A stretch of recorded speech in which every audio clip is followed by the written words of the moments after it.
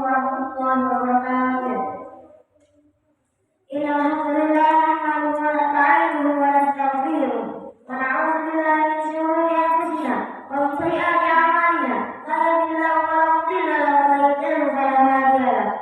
Asyhadu an la ilaha illallah wa asyhadu anna Muhammadan 'abduhu wa rasuluh. La nabiyya wa rasulahu ba'dah. Yang pertama-tama marilah kita panjatkan puji syukur kita kepada Allah Subhanahu wa taala yang telah memberikan kita rahmat dan hidayahnya sehingga kita masih dapat berkumpul di majelis yang kita cintai ini. Amin ya rabbal alamin. Kedua kalinya, selawat serta salam tak lupa kita curahkan kepada junjungan kita, Imam Mujahidin kita, Nabi Muhammad sallallahu alaihi wasallam yang telah membawa zaman jahiliyah sampai zaman Islamiyah, dari zaman kegelapan sampai zaman terang benderang. Ketiga kalinya berdirinya sini yang menyampaikan tentang sirah Nabi Muhammad sallallahu alaihi wasallam. Nasab beliau adalah Abu Al-Qasim Muhammad bin Abdullah bin Abdul Muttalib bin Hashim bin Abdul Manaf bin Qusay bin Kilab bin Murrah bin Ka'ab bin Lu'ay bin Ghalib bin Fir bin Malik bin Anadan bin Kinanah bin Huzaimah bin Mudalika bin Ilyas bin Mubad bin Zar bin Adnan. Beliau lahir pada 12 Rabiul Awal hari Senin tanggal 2. Ibu beliau bernama Siti Aminah, sedangkan ayah beliau bernama Abdullah bin Abdul Muttalib. Nabi Muhammad sallallahu alaihi wasallam pada saat kecil beliau masih sangat di kandungan dan pada saat itu berada di tahun gajah. Dan beliau disusui oleh Suwaibah, budaknya Abu Lahab, bersama dengan penyesuaian Hamzah bin Abdul Muttalib.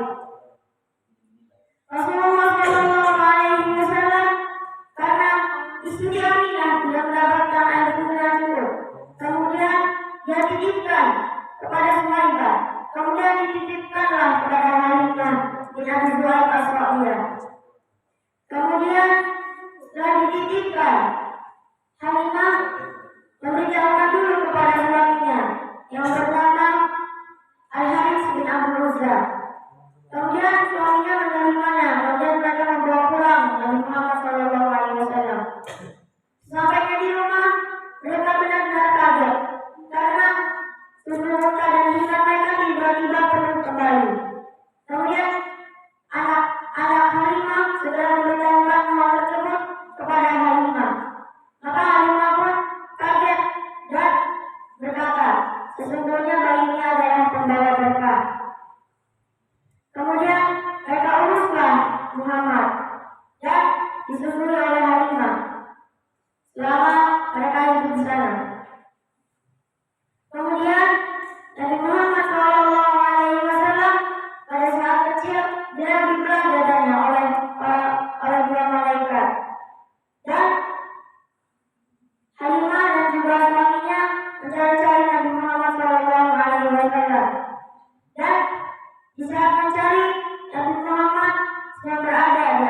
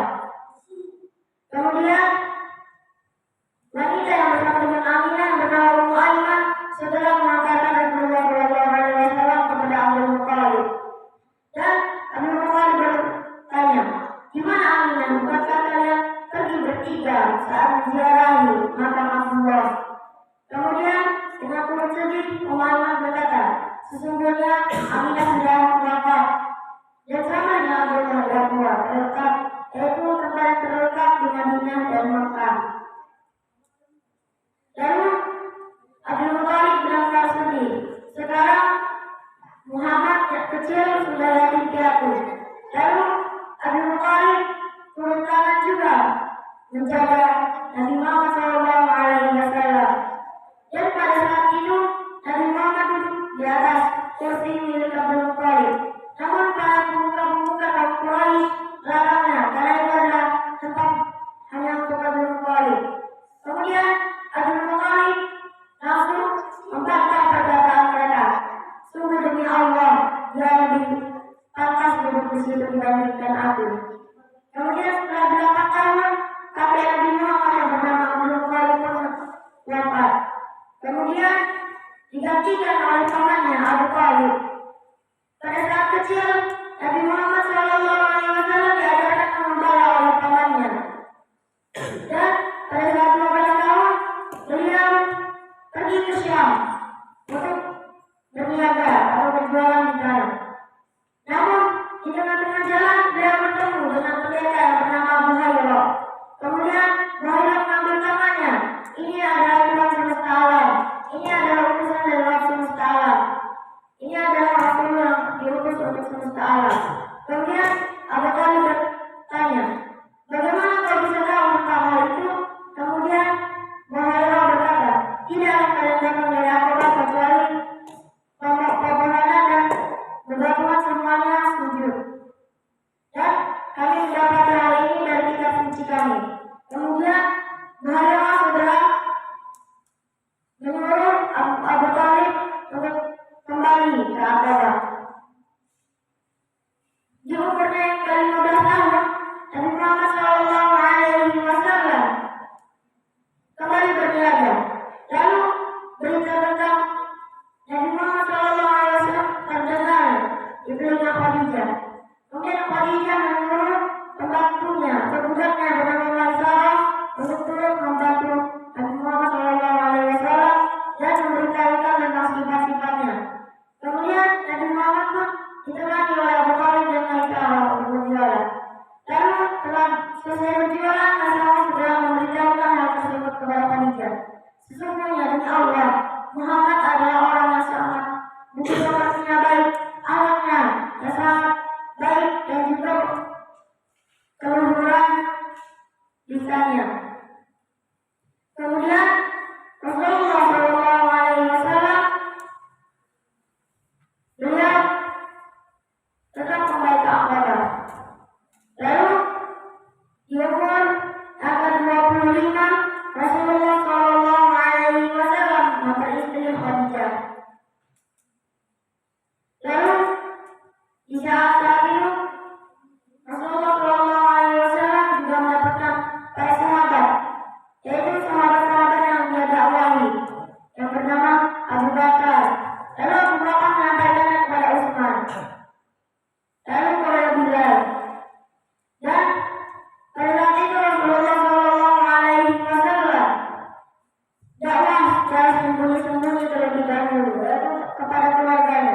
Setelah itu dia dakwah secara terang-terangan. Kurang lebih Rasulullah SAW dakwah di Mekah selama 13 tahun.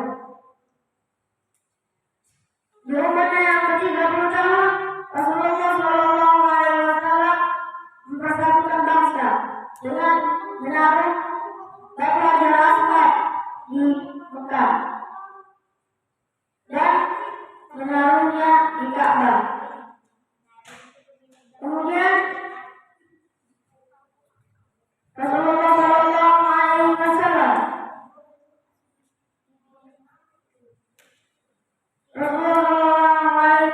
pun pada saat 40 tahun dia mendapatkan isyarat dan menjadi Rasul.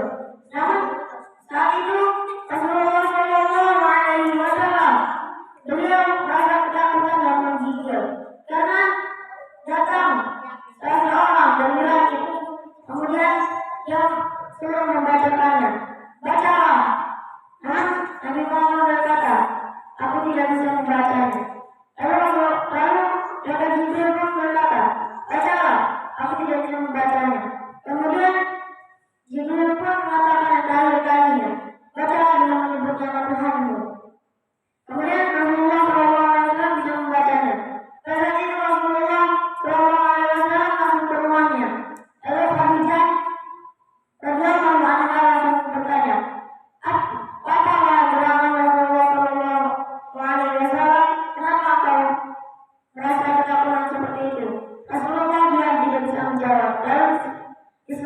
diselimutilah oleh Khadijah. Kemudian Rasulullah pun berkata, sesungguhnya ada salah seorang dari langit turun dan menyuruhku membaca dengan menyebut nama Allah. Kemudian Khadijah pun berkata, sungguh demi Allah, itu bukanlah setan, itu sungguhnya adalah malaikat. Lalu Khadijah pun menyampaikan kepada Rasulullah, kepada pamannya. Lalu pamannya berkata, kalau aku masih bisa bertahan hidup lama lagi, aku akan ikut memerangi kaum-kaum Yahudi dan kaum-kaum Quraisy yang memerangimu. Lalu setelah mendapatkan info yang banyak, Rasulullah Shallallahu Alaihi Wasallam pun kembali. Dan Rasulullah Shallallahu Alaihi Wasallam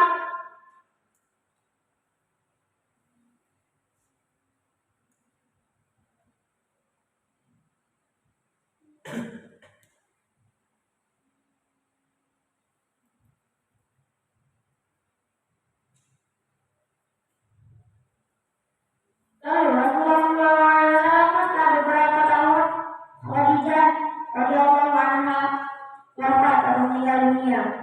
Lalu setelah itu Abu Thalib yang wafat. Lalu Rasulullah amat sedih. Dia tidak bisa berbicara. Lalu dia pun merasa sangat-sangat sedih dan merasa putus asa. Lalu Allah Subhanahu wa Ta'ala segera ingin sekali membahagiakan Rasulullah. Lalu Rasulullah pun disuruh oleh Allah menaiki Buraq untuk Isra Mi'raj.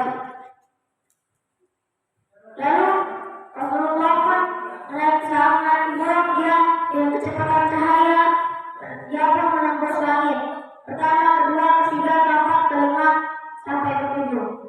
Di setiap langit itu terdapat nabi-nabi, Nabi Ibrahim, kemudian Nabi Nuh, dan para nabi yang lain yang menyambut beliau. Lalu Rasulullah Shallallahu Alaihi Wasallam pun mendapat panggilan dari Allah dan untuk melaksanakan sholat. Sebenarnya Allah Subhanahu wa Ta'ala menyuruh Nabi Muhammad untuk sholat 50 kali. Namun Rasulullah Alaihi Wasallam pun kasihan terhadap umatnya.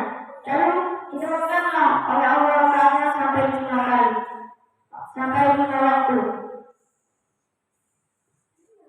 Setelah itu Rasulullah Shallallahu Alaihi Wasallam pun kembali ke tempatnya.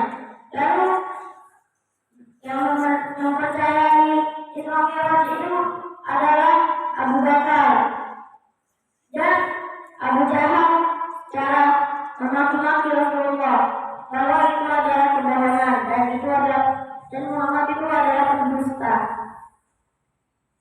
Rasulullah Shallallahu Alaihi Wasallam pernah sholat di hari tadi kotoran oleh para musuh-musuh Allah yang bernama Abu Jahal, Umayyah bin Khalaf, dan yang lain-lainnya.